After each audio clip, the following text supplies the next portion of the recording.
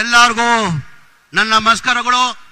ಜೈ ಹಿಂದ್, ಜೈ ಭೀಮ್, ಜೈ ಭೀಮ್. ಸ್ವಲ್ಪ ಜೋರಾಗಿ ಧ್ವನಿಯಲ್ಲಿ ಜೈ ಭೀಮ್ ಹೇಳಿ ಸರ್. ಇವತ್ತು ಬಾಬಾ ಸಾಹೇಬ್ ಅಂಬೇಡ್ಕರ್ ಅವರು ಸಂವಿಧಾನ ಕೊಟ್ಟಿಲ್ಲ. ನಮಗೆಲ್ಲ ಗೊತ್ತಿದ್ದಂಗೆ 2014 ಬಿಜೆಪಿ ಸರ್ಕಾರ ಬಂದಾದ್ಮೇಲೆ ನಮ್ಮ ರಾಜ್ಯದವರೇ ಒಂದು ಕೇಂದ್ರದಲ್ಲಿ ಮಂತ್ರಿ ಆಗಿದ್ರು. ಅವ್ರು ಏನಂದ್ರು, ನಾವು ಬಿಜೆಪಿ ಸರ್ಕಾರ ಬಂದಿರೋದೇ ಸಂವಿಧಾನ ತೆಗಿಯಕ್ಕಂತ. ಇವತ್ತು ಬಾಬಾ ಸಾಹೇಬ್ ಅಂಬೇಡ್ಕರ್ ಸಂವಿಧಾನ ಕೊಟ್ಟಿಲ್ಲ ಅಂದ್ರೆ ನೀವು ಅಲ್ಲಿ ಕೂರಕ್ಕಾಗ್ತಾ ಇರಲಿಲ್ಲ, ನಾನು ಇಲ್ಲಿ ಮಂತ್ರಿಯಾಗಿ ನಿಲ್ಲಕ್ಕೆ ಸಾಧ್ಯ ಆಗ್ತಾ ಇಲ್ಲ. ಬಾಬಾ ಸಾಹೇಬ್ ಅಂಬೇಡ್ಕರ್ ಸಂವಿಧಾನ ಕೊಟ್ಟಿದ್ದ ಕಾರಣಕ್ಕೆ ನೀವು ಅಲ್ಲಿ ಕೂತಿದ್ದೀರಾ, ನಾನು ಇಲ್ಲಿ ನಿಂತಿದ್ದೀನಿ.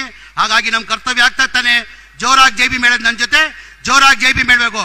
ಜೈ ಭೀಮ್, ಜೈ ಭೀಮ್, ಜೈ ಜೈ ಭೀಮ್.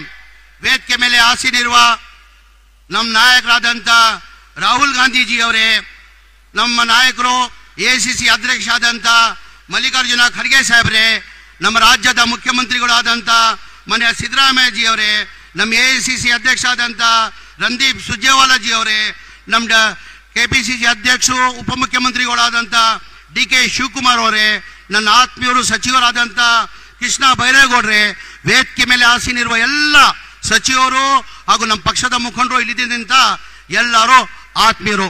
ನಾವು ಈ ಕಾರ್ಯಕ್ರಮನ ಹಮ್ಮಿಕೊಂಡಿದ್ದ ನಿರೀಕ್ಷೆ ನಾವು ಇರಲಿಲ್ಲ. ನಾವು ನಿರೀಕ್ಷೆ ಇಟ್ಟಿದ್ದು 1.5 ಲಕ್ಷ ಜನ ಬರ್ಬೋದು ಅಂತ ನಿರೀಕ್ಷೆ ಇಟ್ಟಿದ್ವಿ. ಇವತ್ತು ತಾವು ಇಷ್ಟು ದೊಡ್ಡ ಮಟ್ಟದಲ್ಲಿ ಬಂದು ಮೋರ್ ದ್ಯಾನ್ 3 lakhs ಅಂತ ಹೇಳಕ್ ಬಯಸ್ತದೆ. 3 ಲಕ್ಷದಿಂದ ಹೆಚ್ಚಾಗಿ ಇವತ್ತು ಜನ ಬಂದು ಈ ಕಾರ್ಯಕ್ರಮ ತಾವು ಯಶಸ್ವಿ ಮಾಡಿದ್ದೀರಾ. ತಮಗೆ ಕೈ ಜೋಡಿಸಿ ನಾನು ದೊಡ್ಡ ನಮಸ್ಕಾರ ಇಲ್ಲಿಂದಾನೆ ಮಾಡಕ್ ಬಯಸ್ತಾ ಇದ್ದೀನಿ. ಹಾಗಾಗಿ ನಾನು ಹೆಚ್ಚಾಗಿ ಮಾತಾಡಕ್ ಹೋಗಲ್ಲ. ತಾವು ಬಹಳ ಖಾತ್ರಿಯಿಂದ ನಮ್ಮ ಮುಖ್ಯಮಂತ್ರಿಗಳದು ರಾಹುಲ್ ಗಾಂಧೀಜಿಯವರು ಮಲ್ಲಿಕಾರ್ಜುನ ಖರ್ಗೆ ಮಾತುಕೊಳ್ಳಕ್ಕೆ ತಾವು ಕಾಯ್ತಾ ಇದ್ದೀರಾ. ಹಾಗಾಗಿ ನಾನು ಮುಖ್ಯಮಂತ್ರಿಗಳದ ಮನವಿ ಇಷ್ಟೇ ಮಾಡ್ಕೊಳ್ಳೋದು, ನಮ್ಮ ಜನಗಳು, ನಮ್ಮ ಜಿಲ್ಲೆ ಬೇಡಿಕೆ ಜನಗಳದ್ದು ಇರೋದು ಸರ್, ನಮ್ಮ ಒಂದು DC ಕಚೇರಿ ಆಫೀಸ್ ಆಗಬೇಕು 100 ಕೋಟಿ ವೆಚ್ಚದಲ್ಲಿ ಅಂತ ಒಂದಿದೆ. ತಾವು ಸೂಚನೆಯನ್ನ ಕೊಟ್ಟಿದ್ದೀರಾ. ನಾನು ಬರೋ ತಿಂಗಳಲ್ಲಿ ಬರ್ತೀನಿ, ಬರೋ ತಿಂಗಳಲ್ಲಿ ಆ ಗುದ್ಲಿ ಪೂಜೆನ ಮಾಡುವ ಅಂತ ಹೇಳಿದ್ದೀರಾ. ಅದ್ರ ಜೊತೆಯಲ್ಲಿ 250 ಬೆಡ್ದು ಹಾಸ್ಪಿಟಲ್ದು ಇಕ್ವಿಪ್ಮೆಂಟ್ಸ್ಗೆ 40 ಕೋಟಿ ಬೇಕಾಗ್ತದೆ, ಅದು ನಾನು ಕೊಡ್ತೀನಿ. ಅದು ಗುದ್ಲಿ ಪೂಜೆ, ಅದು ಇನಾಗ್ರೇಷನ್ ಕಾರ್ಯಕ್ರಮನ ಇಕ್ಕೋ ಅಂತ ಹೇಳಿದ್ದೀರಾ. ಅದು ಅಂತ ಸೂಚನೆ ಕೊಟ್ಟಿದ್ದೀರಾ. ನಿಮಗೆ ನಮ್ಮ ಜನ ಪರವಾಗಿ ನಿಮಗೆ ಧನ್ಯವಾದಗಳು ಸಲ್ಲಿಸ್ತೀನಿ. ಅದ್ರ ಜೊತೆಯಲ್ಲಿ ಎಲ್ಲರಿಗಿಂತ ಹೆಚ್ಚಾಗಿ ನಮಗಿರೋದು ಇಲ್ಲಿ ಗೇಟ್ 19 ತಮಗೆಲ್ಲ ಗೊತ್ತೇ ಇದೆ. ಹೋದ ವರ್ಷದಲ್ಲಿ 19 ಗೇಟ್ ಚೈನ್ ಲಿಂಕ್ ಕಟ್ ಆಗಿಬಿಟ್ಟು ದೊಡ್ಡ ಅನಾಹುತ ಈ ಜಿಲ್ಲೆಗೆ ಆಗಬೇಕಾಗಿತ್ತು.